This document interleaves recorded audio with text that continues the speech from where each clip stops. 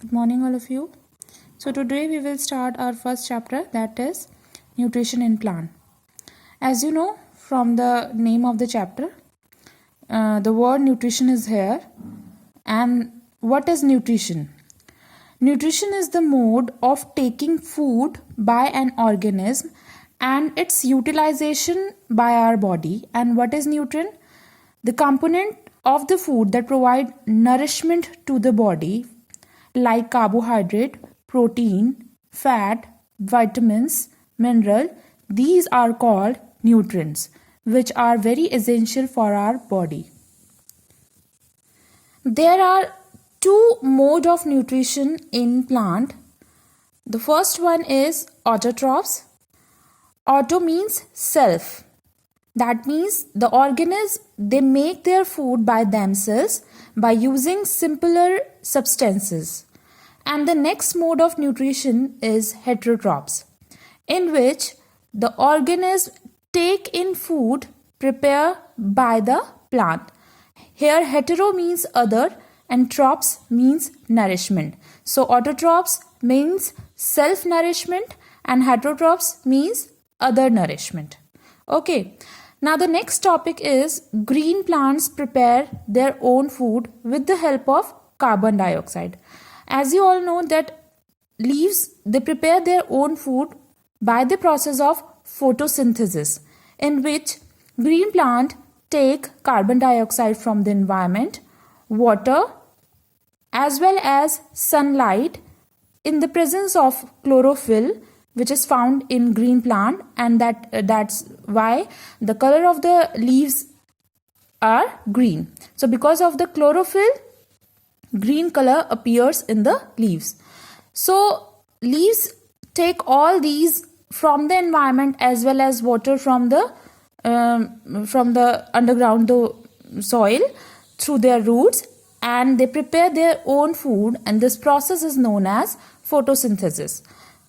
Here you see that it takes CO2, that is carbon dioxide, plus water. In the presence of sunlight and chlorophyll present in the leaves, they prepare their food, carbohydrate plus oxygen, which is released by them in the environment. Okay. Now there are other mode of nutrition also, which you have seen in your worksheet number 3. The first one is insectivorous plants. So those plants which depends on insects for their food, they are called insectivorous plants. For example, the pitcher plant and Venus flytrap is also the example of insectivorous plant. They have a lead-like structure and they have hair inside it which trap the insects. Actually, they release some digestive secreted juices so that insects should trap there. Because of that poisonous juice, they get trapped there and was killed by the plant, and then the insectivorous plant eat them as a food. The second one is parasitic plant. Here one is host and the other is parasite. The most common example of parasitic plant is leech, or you can say lice, present in our hair also. So here one is host and the other is parasite. For example, the lice is a parasite and host is our body because it take blood from our scalp. Okay. The third one is saprotrophs. Saprotrophs are those which survive on dead and decaying food. Okay. So what happen in them, that they secrete digestive juices on dead matter, and the juice convert the matter into the solution, and the nutrients are absent there from the solution. The next one is symbiosis relationship. Symbiosis means when the two people or when the two things, they live together mutually and share shelter and nutrients with each other. They are called in a symbiosis relationship. For example, alga and fungus. So in this, alga provide food to fungus and fungus provide shelter, water and mineral in return. Okay. In some of the leguminous plant, there present a bacteria, Rhizobium bacteria. That Rhizobium bacteria provided nutrient in the form of compound to the plant, and in return the plant provide all the essential nutrient required by the rhizobium. So they play a symbiosis relationship to each other. Okay. Now the next thing which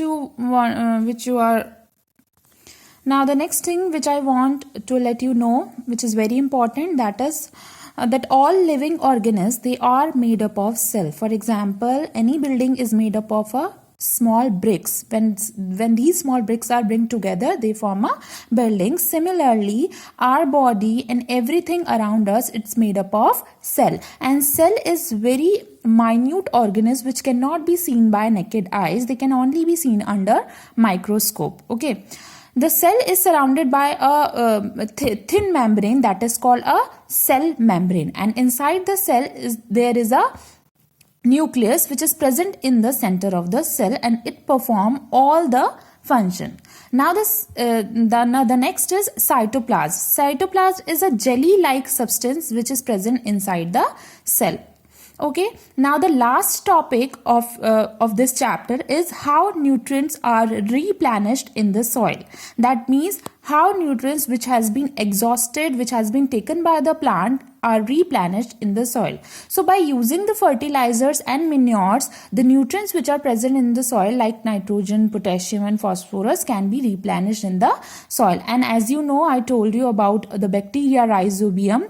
This bacteria is present in the soil, in the roots of many plant, leguminous plant, and it provide nutrients to the plant in the form of compound, and in return plant provide the essential things like shelter to these kinds of bacteria.